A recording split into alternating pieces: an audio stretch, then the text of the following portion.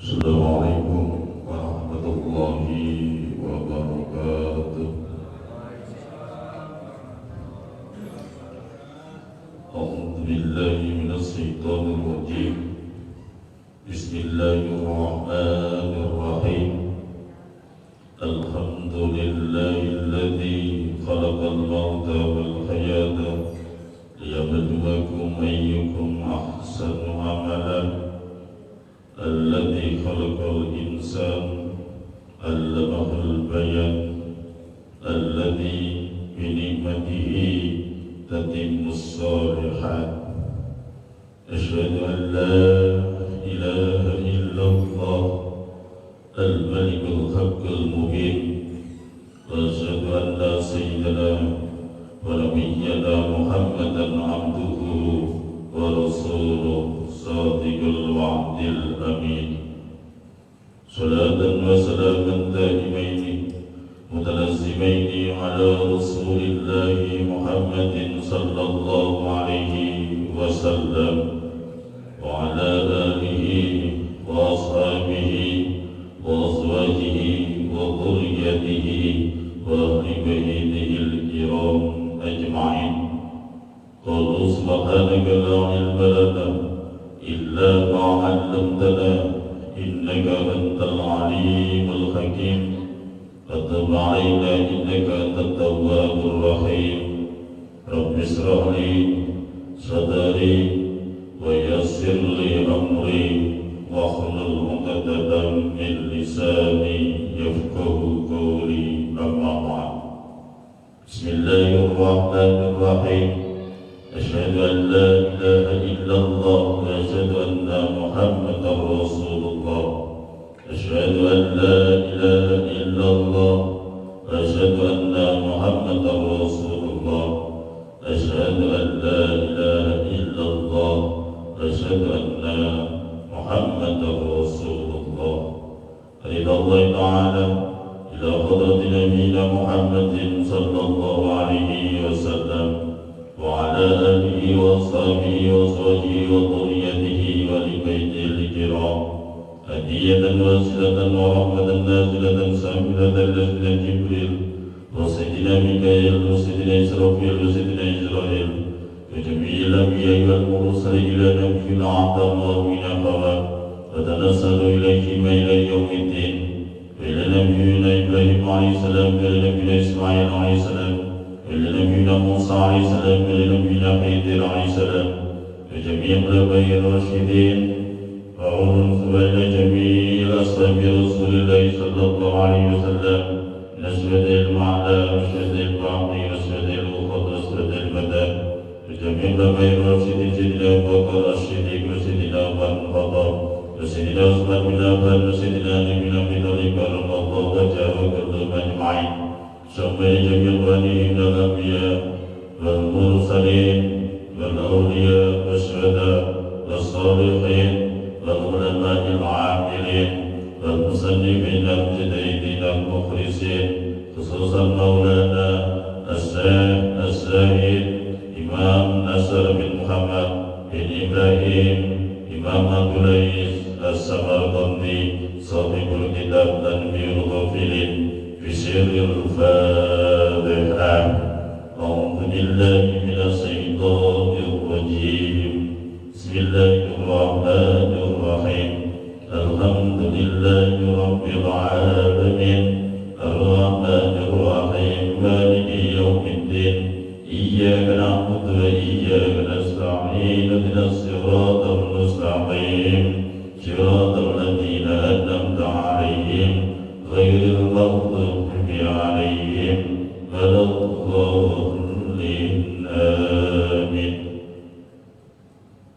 Alhamdulillah, para bapak, para ibu, para jamaah, kaum muslimin wal muslimat, jamaah al-wajirin ingkang dipun rahmati Allah Subhanahu wa taala.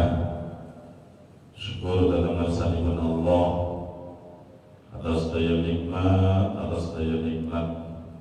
Syukur ingkang kita tafsiriyahkan, syukur yang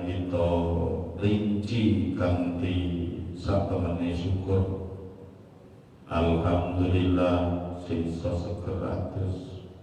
Alhamdulillah sikil sisa ubah mlebu nang masjid. Alhamdulillah dinagi mau sisa mangan rong piring. Alhamdulillah sisa ngrasani segeri banyu. Alhamdulillah iki mau oleh saulan. Alhamdulillah mau iso ngene muga dipun iji piyambak. Hakul syukur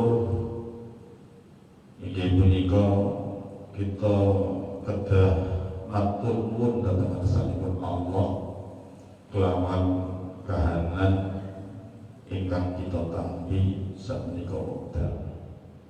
Alhamdulillah aku iso nglampahi putih.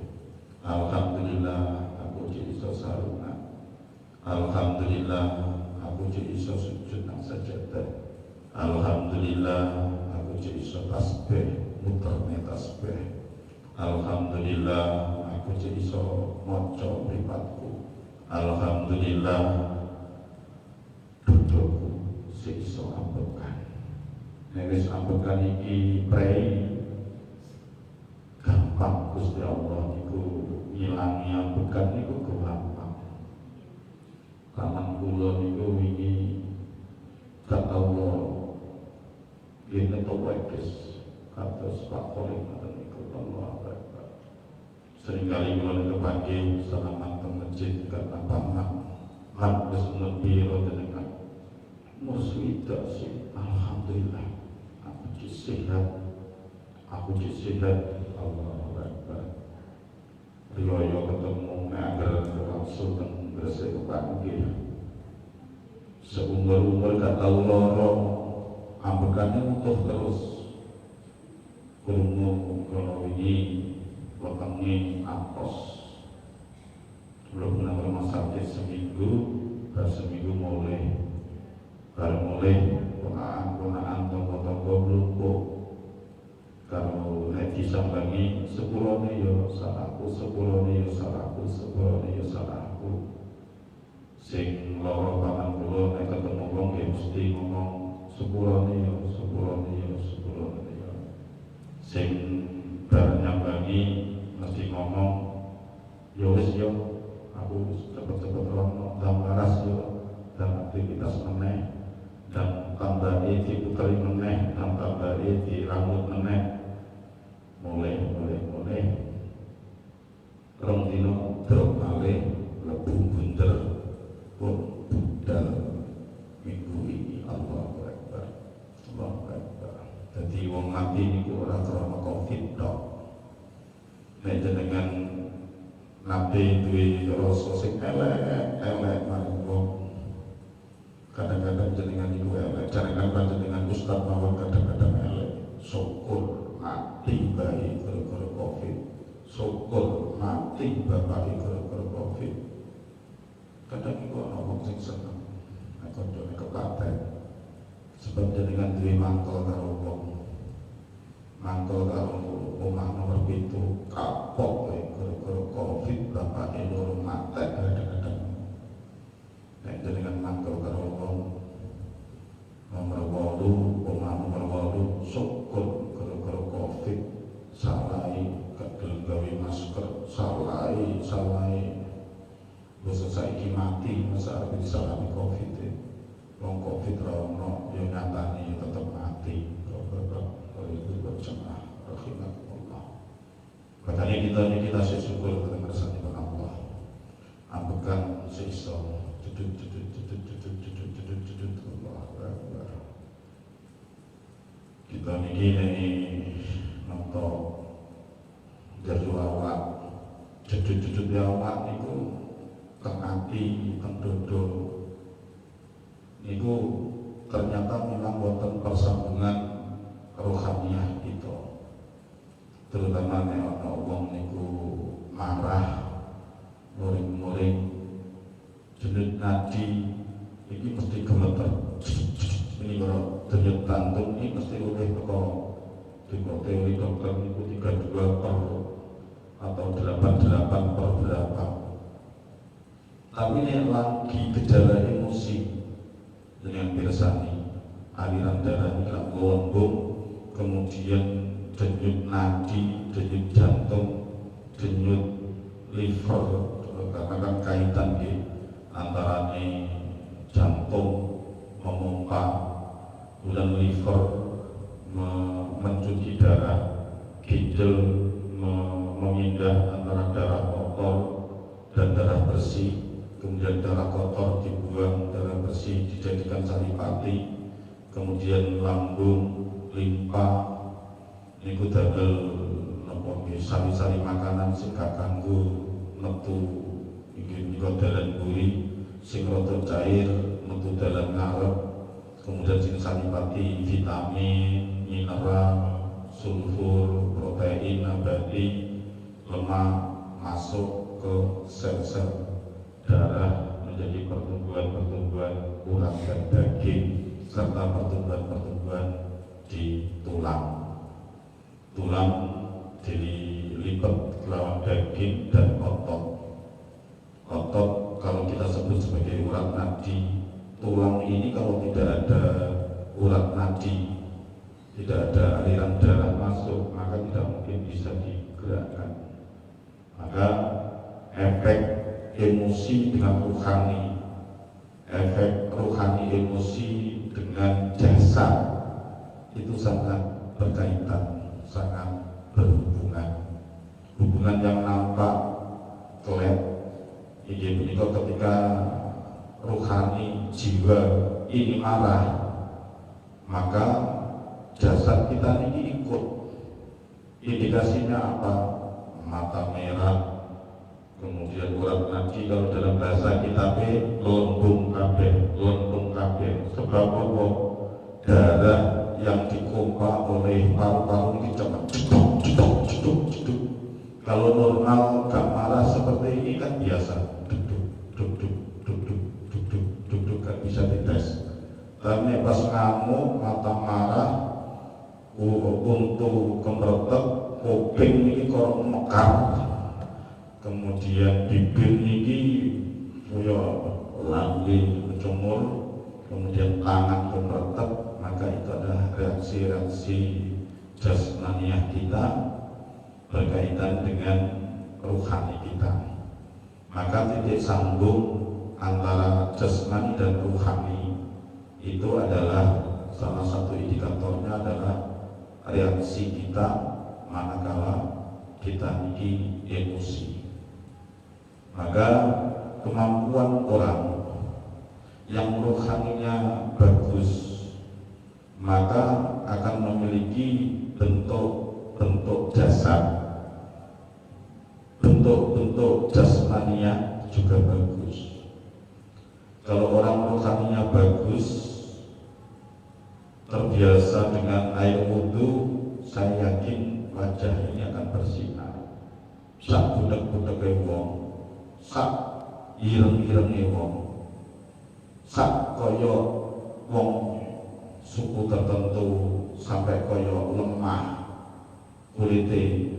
Tapi nek sering rohaninya yakin bahwa air wudhu itu bisa menyinarkan wajah, maka akan muncul sinar kebersihan itu di dalam wajah seseorang, sekalipun gelap di dalam bentuk fisiknya. Apalagi pada persoalan jantung, pada persoalan paru-paru, dalam persoalan yang lain. Makanya jangan berpikir itu sepihak. Berpikir sepihak itu maknanya adalah melatih ketahanan fisik, kudu dengan fisik ini betul. Melatih kerja jantung supaya tidak lemah jantung, melatih paru-paru supaya tidak terkena kanker, tumor dan lain sebagainya. Tidak harus dengan olahraga fisik. Makanya kita perlu olahraga rohaniah. Makanya kiai-kiai kita ini gak tahu jenenge gowes. gak tahu jenenge futsal, gak tahu jenenge lari-lari tiap isu kudu 100 meter atau 1000 meter, boten nate. Tapi kenapa fisiknya itu sehat? Fisiknya sehat dan fisiknya sehat. Justru mereka yang kerjaan gue sampai ke Malang, Padet, gunung-gunung ditanjai, kemudian agar jam sama bengi futsal, badminton, malah justru mate. Makanya kesehatan jasmani tidak harus melalui olahraga jasmani, tapi kesehatan jasmani itu bisa dikelola melalui proses rohani. Dan yang olahraga ini Pak Ustadz kan boten pantes nek futsalan, badmintonan, lari-lari pagi. Olahraga ini ya iya kita sholat. Maca Quran, dikir, nyekol tasbih.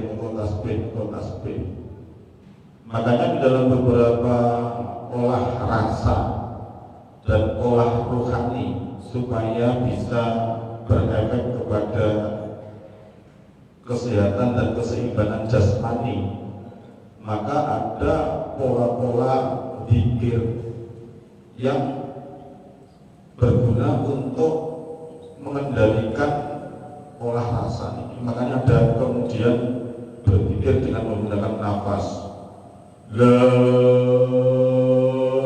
Tahan nafas. Ilaha illallah, hembuskan nafas. Itu pun olahraga. Makanya kemudian ditiru ataupun kita yang meniru olahraga yoga, semedi, itu kan olahraga nih para kiai kita. Akhirnya kemudian energi kalau itu keluar, energi potensial itu bisa dikontrol, dikendalikan. Akhirnya kemudian bisa menutup tenaga dalam, energi positif, energi ion-ion negatif dan positif, kemudian mengeluarkan sebuah energi yang sangat luar biasa. Demi wong iso waras, demi bayi nangis iso menang, demi macan yang binatang iso lulut, demi sapi sing ape dibeli dadi lulut. Itu kan keluarnya energi yang kita inginkan. Mulane ya jenengan sing bisa olah raga, ya alhamdulillah dengan keyakinan ilmu olahraga bahwa hidup itu harus banyak bergerak, bahwa hidup itu harus berjalan kaki, bahwa hidup itu harus healing, bahwa mata itu perlu vitamin, bahwa nyala tangan monggo. Tapi dalam ilmu rohani kita punya guru-guru kita ini, makanya ada zikir ismul nafi isbat itu juga muncul dari untuk mengelola kesehatan rohani itu. Dan tanda orang yang rohaninya bagus, salah satu orang yang sehat akalnya, yaitu wong sing iso ngempet ngamuk, ngempet murid-murid. Yakin seyakin-yakinnya dalam teori kejiwaan, menurut ahli fikir, ahli kampus, para akademisi, orang yang sehat mental adalah orang yang mampu mengendalikan emosi itu mesti. Makanya kalau kita ngaji seperti ini, itu sebenarnya dalam konsep tertentu disebut dengan psikologi Islam, ilmu jiwa Islam. Islam kita amalkan untuk mengelola jiwa rohani kita supaya sehat jasmani dan rohani. Kemudian kita ngaji ngomongin Pak Yai, maka Pak Yai, Pak Ustadz kita niku punya daya keilmuan ini komprehensif. Walaupun Pak Yai gak tahu ngaji psikologi, gak tahu ngaji ilmu jiwa, gak tahu sekolah ubaya fakultas psikologi, gak tahu ngaji nang YN, sekolah nang YN dalam ilmu jiwa, tapi itu bisa menghasilkan sebuah nasihat-nasihat rohani yang hebat, itulah pesantren-pesantren kita. Nah makanya panjenengan niki duwe Gusti Allah, kita niki beragama. Salah satu tujuan wong beragama itu adalah supaya selamat rohanine, selamat jasate. Makanya konsep Islam itu hakikatnya adalah untuk kebaikan rohani kita dan untuk kebaikan jasadiah kita. Makanya jasad sehat rohani itu inti utama dari kita niki duwe agama. Makanya nek ana wong niki rohane elek, sebenarnya dalam konsep dan tingkat tertentu bisa kita sebut beragama tapi ngapusi, beragama tapi tanpa gunung, beragama tapi muspro. Ketoke fisike sholat tiap hari melakukan masjid, ketoke lesane sering maca Quran, ketoke lesane sering istighosah, sering tahlilan, sering kopiahan, haji ping 90, umroh ping 29. Tapi nek rohani niki boten ketata kelawan sae muspro. Apa meneh ana Pak Haji sing disebut umi, disebut hajah, disebut Pak Iyai karena bedina kopiah, disebut bunyai karena yang ditinggawa cadar, yang ditinggawa klambi sarki. Tapi nek ruhani ini elek, ruhani niku dipun tata kelawan perilaku yang mewujud di dalam kepribadian seseorang. Tata carane ngomong, tata carane mereaksi omongane wong, tata carane ngingeti wong, tata carane inggih menika menyapa orang, bersilaturahim dengan tetangga, berkumpul di dalam majelis, akhlak-akhlak yang muncul kok menandakan jelek. Sebenarnya muspro awake dhewe niki. Nah, persambungan antara rohani dan jasmani niki di dimensi kejiwaan. Lah yang muncul dalam perilaku kejiwaan yang baik akan muncul dalam perilaku akhlak. Makanya akhlak itu menjadi dimensi terpenting di dalam ajaran agama. Kalau akhlak itu berkaitan dengan muamalah dengan orang lain, akhlak dengan bojo kaya apa, akhlak dengan anak kaya apa, akhlak dengan tangga kaya apa, akhlak dengan maratuwa kaya apa, akhlak dengan pejabat kaya apa, akhlak dan akhlak. Akhlak dengan wong sing ahli ibadah piye, akhlak wong sing rodok nasionalis piye, akhlak dengan non muslim sekalipun itu kaya piye, itu akan menjadi cermin bahwa kita niki beragama niki ana gunane apa ora. Mulane panjenengan niku kudu mikir termasuk kula piyambak. Aku iki kadang-kadang kula ngeten. Wis bacaan Quran yo ngerti, bacaan hadis yo ngerti. Salat 5 waktu ya insyaallah pun genep, walaupun kadang-kadang rada telat, kadang-kadang rada jamak, rada kosong. Kadang salat sunat yo nggih alhamdulillah, poso wis alhamdulillah. Ibaratnya syariat agama niku wis mlaku nang awak kula utawa nang awak panjenengan piyambak. Anake dalam dimensi tertentu kok uripku ngamukan, uripku sumpek, uripku penuh dengan kebencian, uripku kemudian sering gawe rusuhe tangga, ora cocok karo maratuwa, ora cocok karo tangga, ora cocok karo bojo, ora cocok karo anak, ora cocok karo atasan. Dan apa sajane aku iki ngoten para bapak. Mulane wong nek wis berislam Islam secara kafah. Sebenarnya persoalan urip itu wis lunas, wis tuntas. Ora perlu wae dhewe niki emosi, ora perlu wae niki ngamukan, ora perlu wae dhewe niki napa nggih rasa sing gak enak, sing elek niku kudu entek nang awake dhewe.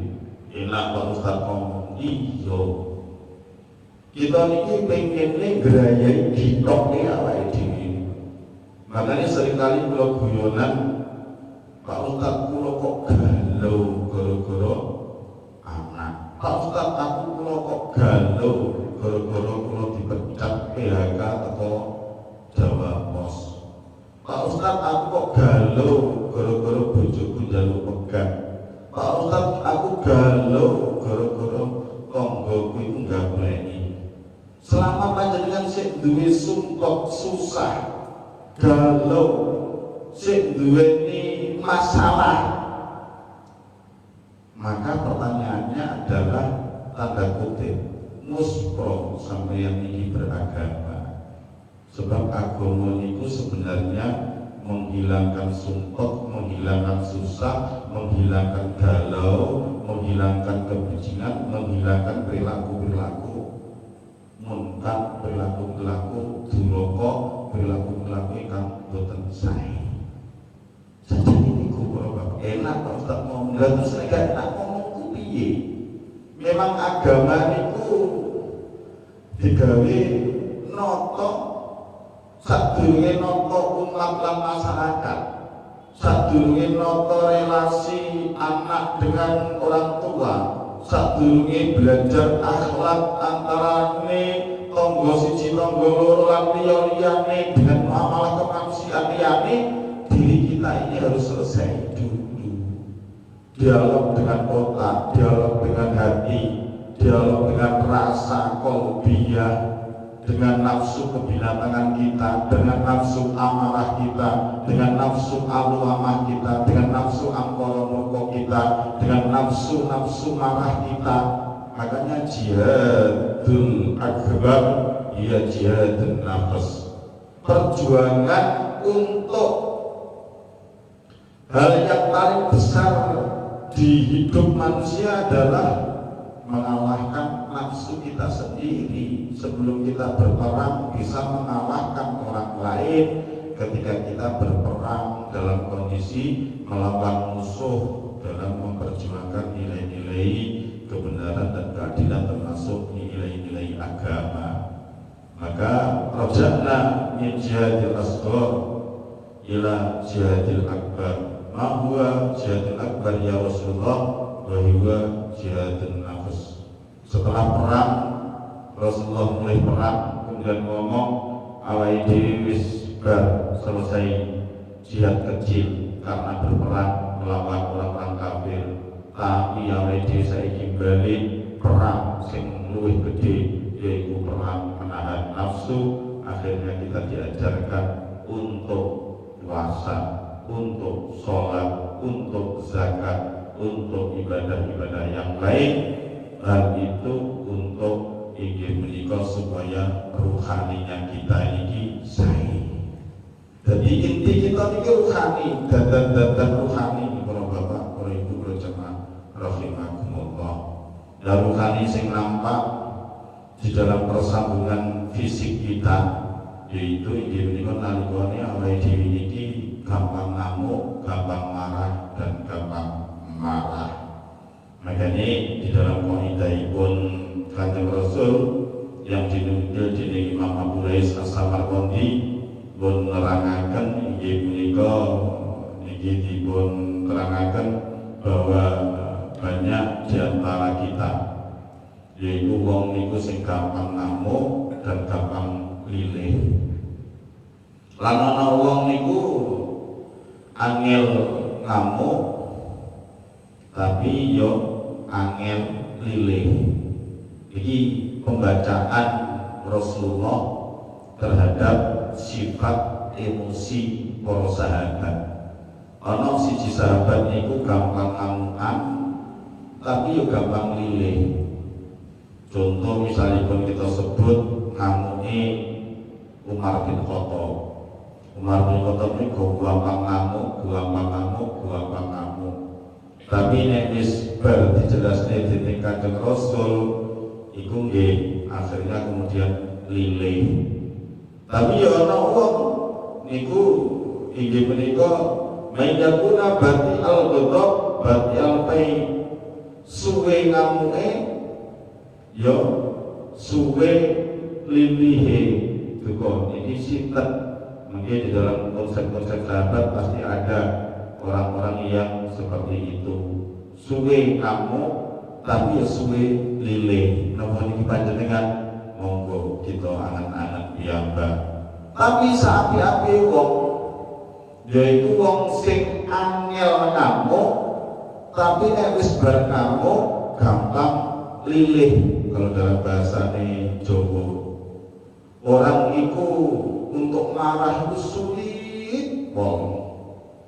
Kalau ini pun kita utarakan orang marah itu ada, kalau dalam psikologi marah itu pasti ada pengertian marah, sebab-sebab marah, manfaat atau dampak negatif marah, yang menyebabkan marah, faktor-faktor penyebab marah. Itu kalau dalam teori ilmiah pasti dikaji dalam kajian psikologi konsep marah. Apa artinya marah? Apa faktor-faktor penyebab marah? Apa dampak negatif marah? Apa pahala orang yang mampu mengendalikan marah? Itu bahwa kita dalam kajian jurnal ilmiah ngoten kalau saya tulis dalam persoalan kajian persoalan ilmu marah. Dan khairukum man kana bati al-ghadab sarikul khair. Sapi-api wong yaiku sing angel marah tapi nek wis marah gampang lilih. Lah penyebab marah apa? Maka orang yang lama marah dia pasti bertingkat-tingkat. Allah ini persoalan siji, di persoalan remeh aku gak pantas marah. Allah persoalan nomor loro iki umpama marah apa gak marah wis ora ono gunane, wis gak perlu tak reaksi. Baru nomor sing sekian ke bawah, nomor 10 iki wis pol, iki wis nyotok iki aku kudu ngamuk. Begitu ngamuk akhirnya mereaksikan dia marah dengan kata kasar, dengan kata sakebon binatang metu kabeh. Karena kadang-kadang orang marah itu punya kondensasi di dada ini. Kalau sampai mirsani wong ngamuk, arep nglabrak wong, iku mesti dodol iki atos, kemudian ambengane megos-megos. Aku tertipu, kudu tak parani. Iku reaksi orang marah. Makanya kira-kira jenengan itu bertingkat nopo mboten-mboten iku. Kalau bertingkat sampai level 1, 2, 3, 4, 5 baru akar persoalan nomor 15 jenengan baru bisa marah. Itu masih lumayan. Tapi ngomong-ngomongnya soalnya sampai nomor 45 second sampai perkara nomor 100 lagi iso marah, hebat sampean. Nomor 1 arep marah gak sida, nomor 2 arep marah gak sida, nomor 3 arep marah gak sida, nomor 4 biasanya aku sabar, aku kudu ngamuk. Sabar iku ono watese. Kadang-kadang dhewe dalil mesti ngoten. Makanya wong sing iso mensistematisasi persoalan, mengurai persoalan, iki marah gak. Makanya jenengan nek pengen memperpanjang dan jenengan ini termasuk wong sing khairukum mangkana batikul ghadab, termasuk wong sing api, tidak gampang marah. Lah marah ini mungkin pada level persoalan nomor 100 insya Allah yang saya dengan. Tapi ada persoalan siji ngamuk, kemudian ada persoalan nomor ngamuk, persoalan nomor 4 ngamuk, persoalan nomor 5 ngamuk. Wes, jenengan termasuk kelompok wong besar al-ghadab, gampang ngamuk. Tapi kan jenengan bisa bertingkat, arti ngamuk jalur pendapat dhisik. Yo ini ngamuk ini, kira-kira aku mau tak ngamuk wong ini kira-kira pantes enggak? Iki wonten cerita-cerita sing kados ngoten niku. Ana wong mau mangkol ngamuk marah, merefleksi mengekspresikan itu wis mungkal tulit sek ditekoni karo koncone lho lah bos sampean kok isu-isu wis mungkal tulit aku mangkel ya wong aku iki dikangkat ngene iki kok diajak ketemune oke demen dhisik perkarane apa wis level piro kok sampai-sampean itu arep bacok wong itu kira-kira level piro nang kok wis notok pengen mbok beleh wong iku lho sebabe apa lha piye wong aku liwat nang ngarepe iku dikomentari dilokne dilokne dicacat dipaitu apa kok dipaitu wis ngamuk kok betapa rendahan rohanimu mas wong awakmu ora tau disinggung secara fisik ae kok sampai mbok bilani fisike wong iki arep mbok bacok cek betapa rendahnya kejaba nek wong iku wis nyenggol awakmu kejaba wong iku wis tau jotos mumplaplok nunjuk pantes awak lha iki lho tingkatan mati ngoten tingkatan wong marah ngoten niku wong ngono yo wis akhire besok niku sing didungkal disimpen nang isor longan akhire rada redeg kemudian ketemu 2 minggu 3 minggu ketemu 6 bulan nasihate kanca niku bener ternyata wong sing mangkel gawe niku ibaratipun kula critakaken mawon premane Wonocono Joglo Sari niku sampai ora kurna lisan tok jenenge nolake wong sampai jotos sampai mingkut sampai nodok sepeda motor begitu temenan disenggol karena nasihat pertama wis mungkal niku halah mau gak disenggol fisik kayak omongan kok Subarna itu anggap kejaba nek awakmu disenggol dicokos dibacok apa dikampung apa ditendang baru sampean tenang lekokan Allahu Akbar lek 6 bulan sing jenenge preman Joglo Sari itu temenan mengonggol mau ngamuk buh goro-goro ponakane buh anake buh ceritane mobil dirusak temen besok sing wis disiapin nang isor bet coba bacok jebret mangkat ora ibu jeneng makanya tingkat kemarahan orang itu seperti itu levelnya makanya kalau panjenengan sudah ini termasuk wong sing levelnya menika wong enggak gelem konsultasi apa enggak kadang orang ngamuk itu gak gelem konsultasi makanya kemudian kalau konsultasi dengan minimal wong sing rada waras walaupun rada edan tapi tingkatannya rada cukup tinggi maka biasanya itu pasti rada dawa tinggi untuk ngamuk kira-kira wong itu ini koyo ngono pantes gak ya tak amuk aku ini bojoku koyo ngene pantes gak kira-kira tak amuk nah gelem konsultasi karo Pak Ustaz gelem konsultasi karo kiai ini ini itu kayak gini orang tuaku, mampu kayak gini kata orang-orang kira-kira pas enggak itu yang orang tua bener belum konsultasi akhirnya rada dawa, rada diulur akhirnya dari 1, 2, 3, 4 kadang-kadang sampai ke 15 wis gak kuat kula Pak Ustaz wis selama tahun tak ngamuk wis tak brol ya itu bendungan brol semakin jenengan cepat mengebrolkan marah panjenengan itu termasuk wong sing elek para bapak para ibu para jamaah semakin jenengan iso ngempet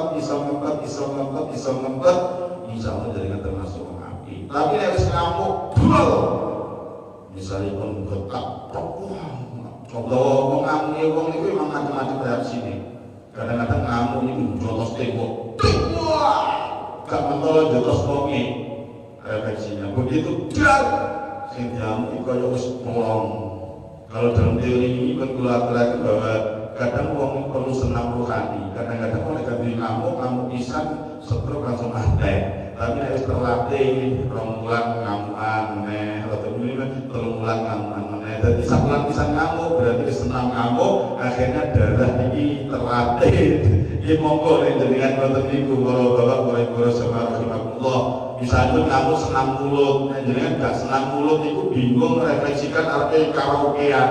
Ya nek jenengan iso nyewa karaoke dangdut kemudian bengok-bengok. Tapi kadang-kadang ibu-ibu itu senam mulut menjadi obat. Nek kan getak anak kan plong kadang-kadang ngoten.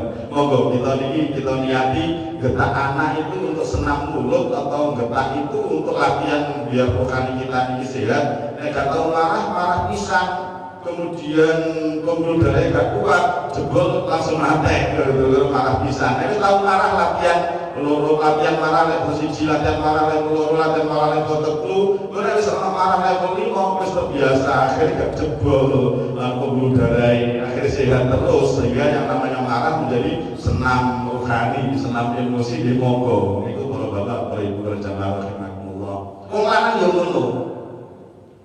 Kadang-kadang gak tau marah, malah pisan sing jenenge mobil rusak, mebel rusak, lemari pecah, piring pecah, kamar mandi jebol. Ana niku para bapak, para ibu jamaah rahimakumullah. Tapi nek wong lanang sing setelah marah paling getak wis mari. Paling nyaduk sepeda motor sikile loro dhewe mari niku wis terlatih. Makane nek langsung marah akeh biasane gak kuat cepet mati kalau bapak ibu jamaah rahimakumullah. Iki monggo sing jenengan damel sing pundi karena kadang-kadang ngeten refleksi marah itu tergantung. Misalnya marahnya orang Madura dengan marahnya orang Jawa beda. Marahnya orang Solo dengan marahnya orang Sumatera beda, marahnya orang Sulawesi dengan macam-macam tentu berbeda. Tapi hampir semua lokasi daerah kejiwaan manusia namanya marah itu pasti punya. Cuman cara merefleksikan marah akan dipengaruhi oleh lingkungan-lingkungan sekitar. Karena dibesarkan dari keluarga yang suka marah, ibu suka marah, bapak suka marah, anak itu akan mendapatkan pelajaran. Pokoknya bapak sering ngomong, kemudian kebun binatang metu kabeh, mulai teko baju, wedhus, macam metu kethek, metu kabeh. Itu biasanya anaknya sudah terbiasa dengan kalimat-kalimat itu. Akhirnya kadang-kadang kalimat itu bukan lagi menjadi kalimat marah, menjadi kalimat familiar dan terbiasa. Kadang-kadang anak kita kesinggol ini ngomong koncone karena dia punya ilmu dari bapaknya. Kadang-kadang kemudian sampai kontrol iki kebun binatang untuk kabeh, sing jaran, sing bajul, sing wedhus, sing kethek, macam-macam itu muncul para bapak, para ibu, para jamaah rahimakumullah. Makanya niki dimensi yang kita pelajari adalah khairukum man kana bati'al ghadab sa'al-ain. Sing lumayan api, lumayan api, wong sing angel ngamuk dengan sebab apapun, angel ngamuk dengan sebanyak sebab apapun dia tetap angel ngamuk.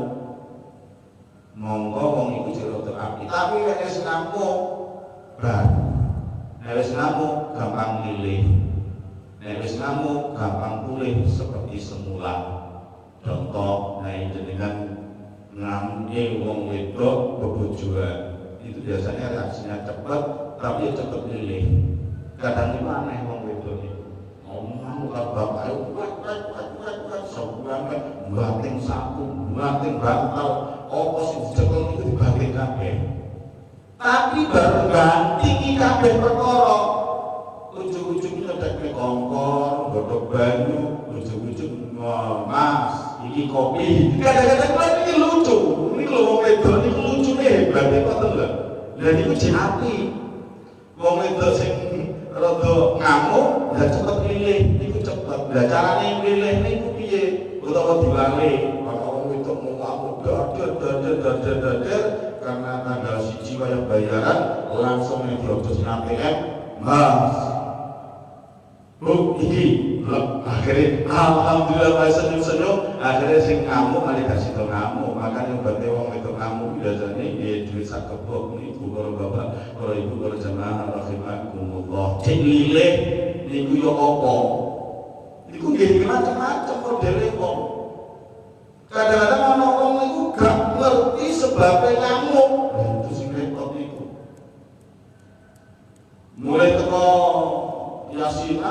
lanang beruang. Kadang-kadang nggak ngerti sebabnya ujung-ujung ngamuk. Ya itu sing rada repot. Tapi nek ngerti sebabnya, makanya kula nek ana wong ngamuk niku mesti tak kenangan. Inilah tak kuatkan batinku. Kemudian tak lihat ngoceh apa kira-kira. Sampeyan niku terus dinteni berarti ngamuke gara-gara aku ngomong kelat jemput. Ngoten to perkara-perkara sepele. Nek perkara-perkara sing prinsip ya monggo jenengan dipenangan-angan kira-kira sebab kamu apa insyaallah nek jenengan ngerti sebabnya iso ngerti carane lilihe kaya apa. Tapi nek gak ngerti sebabnya golek apa lilihe ya kudu diselimut-selimure dan ditebak-tebak kira-kira senengane apa cek lali karo sing diamuki niku. Basar hukum mangka nasari al-ghadab berarti al-fai lan saelele wong yaiku sing cepet ngamuk angel lilihe. Makane wong ngamuk niku jarake kok telung dina Pak. Makane wong rumah tangga nek meneng luwih teko telung dina wis pegatan ae. Makane jatah telung dina. Makane kula kadang-kadang ngenteni nek sampe wong wedok ngamuk sedina tak nggarai. Telung dina tak nggarai. Nek wis telung dina tak takoni wis karep ngopo? Aku Pak Ustaz gawe sing tak wedeni. Wis dalem apa awakmu saiki tak ladeni. Aku wis gak wedi. Nek sampean gawe tak idol iki kelonan akeh nang iku. Iku umpama ngono, makane jatahe wong ngamuk niku telung dina meneng mempet telung dina niku jadi makfu, jadi mubah hukume. Tapi nek wis luwih teko telung dina haram nganane tangga, nganane bojo, nganane maratuwa, nganane menungso liya, luwih teko telung dina hukume haram dosa. Kejaba nek jenengan iki memang adoh ada sebab tapi wis luwih teko telung dina kok ketemu ora nyopo, ketemu meneng, ketemu macem-macem lek-lekan naik. Ngoten lho Bapak, para Ibu, para jamaah rahimakumullah. Umpama ana mantu gameni mau ngamuk ana perkara apa gak cocok, perkara mobil gak cocok, perkara tuku omah gak cocok, perkara pindah kos-kosan gak cocok karo maratuwa kemudian ngamuk ketemu ora nyopo. Lek-lekan naik, mantu-mantu kamu piye tak lungguhi kamu. Apa wong kapan mulai ae anakku tak jipri meneh. Ora ibu ora jamaah rahimakumullah. Makane agama niku ngatur perkara niku supaya apik. Karena ya napa? Jenenge berarti alfa. Ora gampang lilih. Ora gampang lilih niku nggih telung dina niku toleransine. Nek jenengan luwih telung dina jeng menengan jeng ngamuk berarti dari wong api. Bukan ini sing sae persoalan-persoalan toto-toto sedaya niku toleransi ini telung dina diangen-angen. Kadang-kadang ana wong ngamuk jebret ban api itu mikir meneh. Lah kowe aku napa ngono ya Allah. Padahal masih banyak sesuatu yang harus saya nikmati. Seharusnya masih banyak sesuatu yang saya harus berterima kasih pada orang itu. Dieling-eling jasa-jasane, dieling-eling kebaikannya, dieling-eling. Akhirnya kadang-kadang betul merenung selama 3 hari itu sudah cukup untuk mengembalikan kita supaya mai diri kembali orang kamu lilih.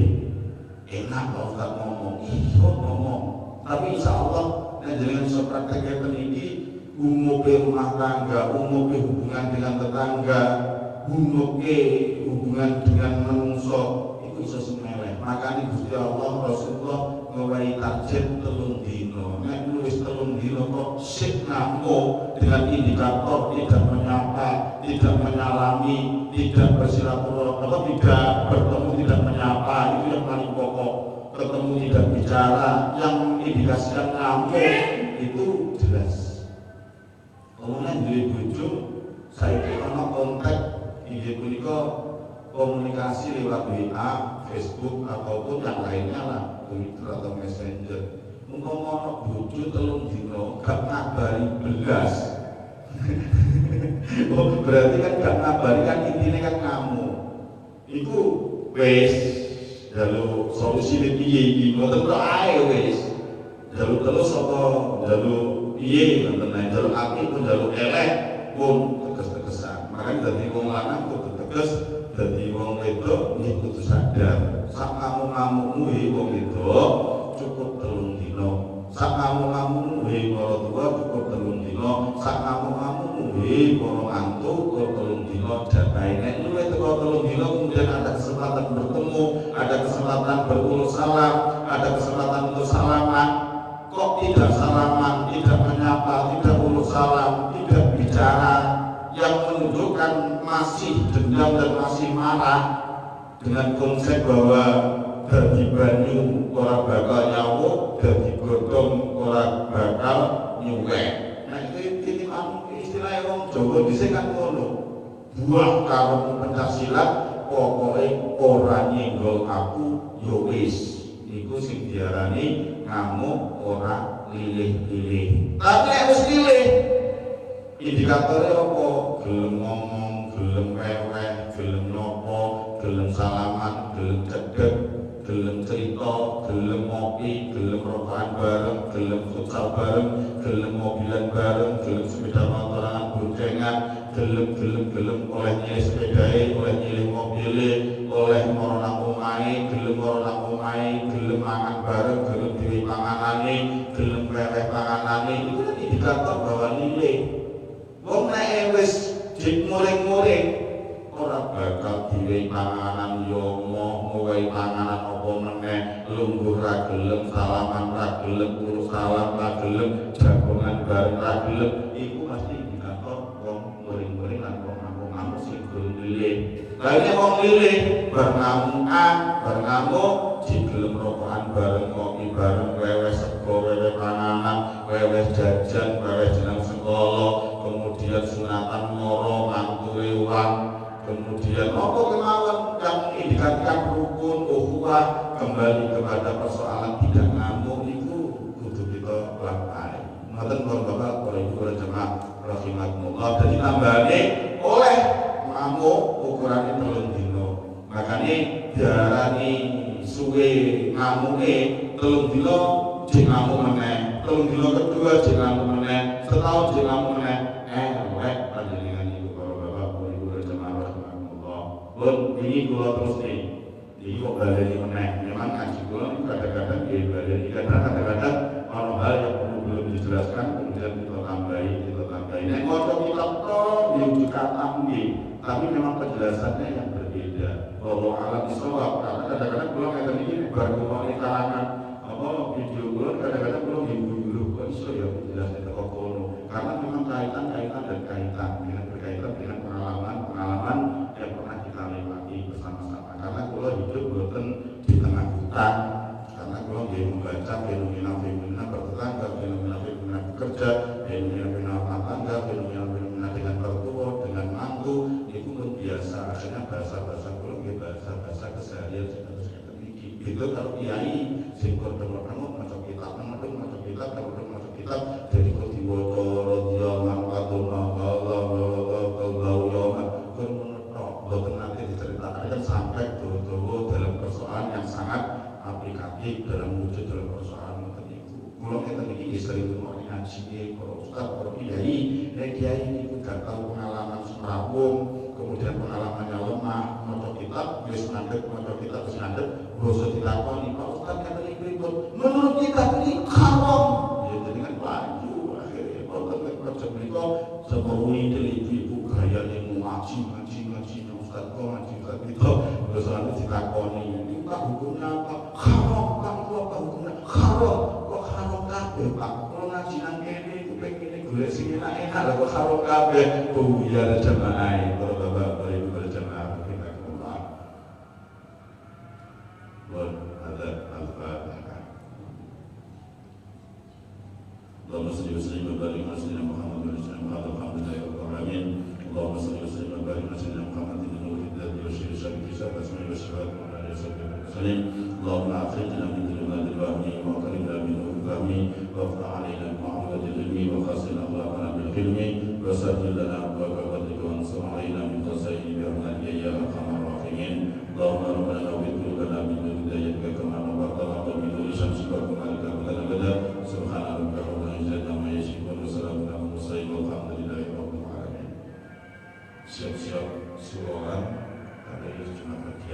Assalamualaikum warahmatullahi wabarakatuh.